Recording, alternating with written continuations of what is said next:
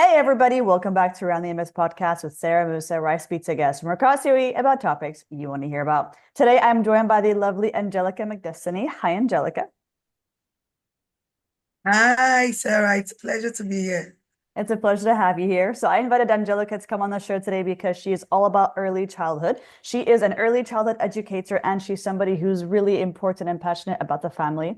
Please tell me your story, Angelica, and what got you started in this industry. I'm always excited, to share my story and how I found myself in education because actually, when I reflect, as a child, it's not like I always wanted to be an educator, no. But, growing up, you see your desires and your passions, begin to change. So I first of all would say that I'm passionate about two things, early childhood children, child development, as well as women empowerment. So I actually started, working in an organization when I was back home in my home country, Nigeria. It's called Solar Sister. It's a women empowerment organization from the US. And I was supporting women to build clean energy business to be able to support their families. So then I had, this nick at me, having children around me, struggling with their learning. And I've always had this idea of how children should be able to be supported and learn differently. And I now got this opportunity and this position in the Children's Developmental Center called Olivia and Oakley. And what they actually do is that support children who are struggling in the academics and also children who are transiting from secondary school going to college, and they're finding it hard to define the paths they would follow, and also children who needed to be equipped with different life skills.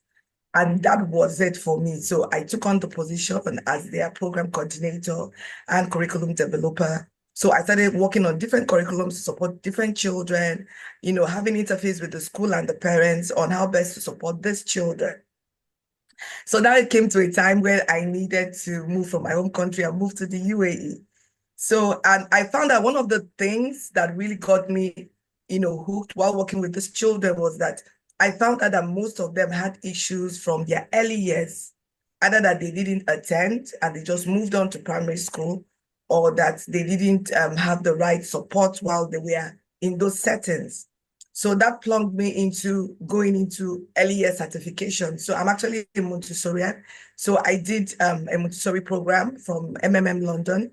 And when I moved to the UAE, I had to do my internship with one of the settings here in the UAE. So with that, moving to a new country, you need to understand the culture and all of that. So that's my background story. So that was how I plugged into the early years, and I found out that it's the foundation for every child's holistic and whole development. So for me, it's key that every child has the opportunity to go through that process, because it's not just about the play, it's about the learning through play that enables the child to be able to develop, to be able to apply the things, and understand the world that is around them. Yeah. I love that. I love the fact that you identified something just through your experience in education and you thought, okay, so I can see that there's more to it and more influence in the earlier years than we are taking advantage of. How can we change it? And I love the fact that you also have brought that to the UAE. And in the process of going through this journey and these learnings, what do you feel was one of your biggest challenges and how did you overcome it? Now, for me, one of the biggest challenges in doing all of this is because I'm a very passionate person. And for the fact that I'm also multitasking, and for me, transforming lives is key. For me, that's what I live for. One life at a time. I mean, I can, at times I imagine if everyone is conscious of that. So my biggest challenge is the fact that I have to be not just an educator. I call myself a professional educator because when I see a need, even if I don't have the expertise, I study it and I'm able to apply it, I'm able to teach it. So my various roles as a professional educator, as an entrepreneur, as a mentor to a lot of people, and also as a mother as well, it can be very challenging and can also be very overwhelming most times. So but what I've learned to do over the years and now is to delegate, find people around me who can be able to support me in one thing or the other in the various work I do, find someone who is able to see what I see and have the same passion not necessarily 100%, but will be able to do what I can do even if I'm not available. So that's how, I've been doing it. That is so cool. It's the fact that like you are obviously speaking from the heart. Like it's very clear that you have, such personal ambition and investment in what you're doing. You're not just doing it for the sake of like a 9 to 5. You're doing it because you're also trying to showcase that this is something, almost human to human. It's something that we as a society need to think more about. How can we influence children? How can we make sure they're getting the life skills that they need? You don't need to be an educator to understand that you have to have certain skills in life that you need to teach the children. And Exactly. I'm curious, is there any kind of specific anecdote or story that has truly made an impact on you? Oh my goodness. If we get into stories today, we won't finish this podcast. But okay, I will share too.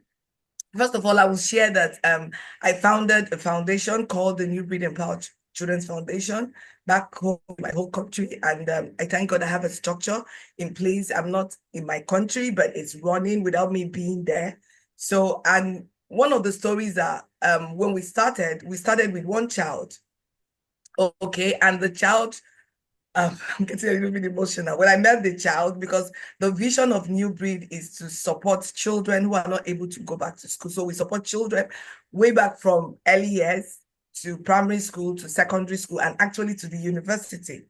And when I started, I didn't have plans for that. For me, it was just children in nursery, children in primary school.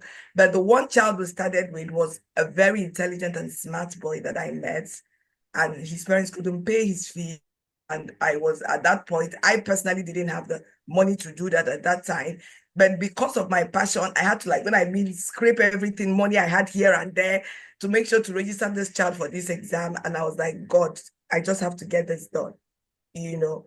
And today, the boy is an undergraduate. He's studying medicine. And I look at his vision, what he wants to do, what he wants to do in the medical field. And I tell myself, girl, imagine what the future holds for this child at the end of the day, and the blessing he's going to be to the world when he graduates with, with the things that he wants to do. Now, we had another child as well today. She's a graduate. She graduated last year.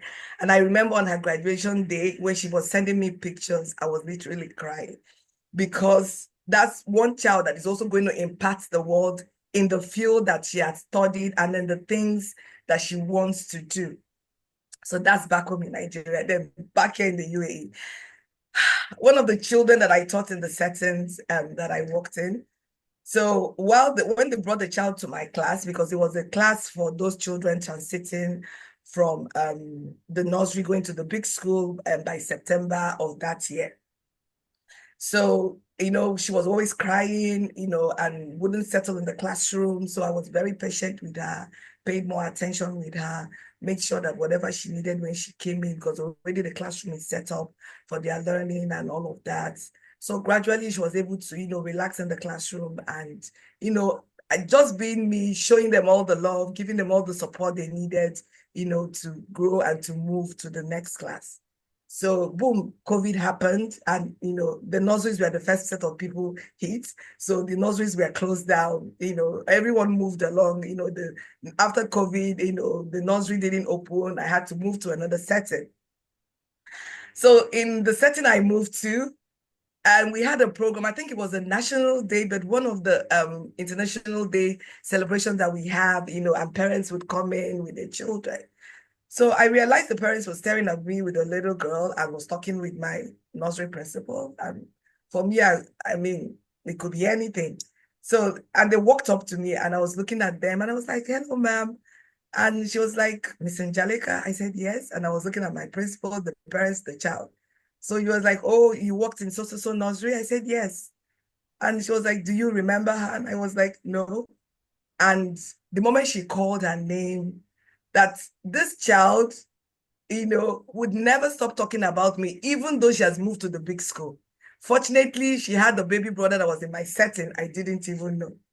And she was like now telling my principal how I was able to support her, how she was able to relax, and all of that. And even though she had moved to the big school, she would always come back and was like, oh, Miss Angelica, this, my Jacqueline would have done this, Miss Angelica. And I'm like, I literally started crying. Like, the little things, that you do that, it stays with the children. That's one of the things that drives me as an educator because we leave imprints in the hearts of those children. And because I speak to them, not just that they are babies, because they listen, they're actually children, but they know more than you think that they do. So I speak to them, giving them hope, knowing that whatever it is that is happening at that particular time in their lives or in the classroom goes beyond of that. So I literally started crying. Like she could never have stopped talking about me. And I thank God I have the opportunity to be this blessing to these little ones because how we treat them and how we support them to grow will say a lot about the children and the adults they're going to become. So that's my story. I love that. That is so beautiful. The fact that you like it's the ripple effect. It's the fact that if you take the time to invest in a child and invest in the skills that they learn and their journeys from the beginning, they turn into Yeah. such beautiful people. They can do so much. They can make such a difference themselves. And I love that. That Yeah. like almost got me. That brought me to tears. Like that's so beautiful. And that does bring me to my final question for you today, Angelica. Firstly, thank you so much for sharing your beautiful story. Do you have any final words of wisdom for the listeners today? Yeah, what I would say to everyone listening today is that know that you have something within you to offer to your world. It's not about the monies, no. It's not about who you think you are or where you're coming from. It's about none of that. It's about what there is something that is in you. You mustn't touch everyone, but someone around you, your colleague in the office, a child that you can help, someone around you.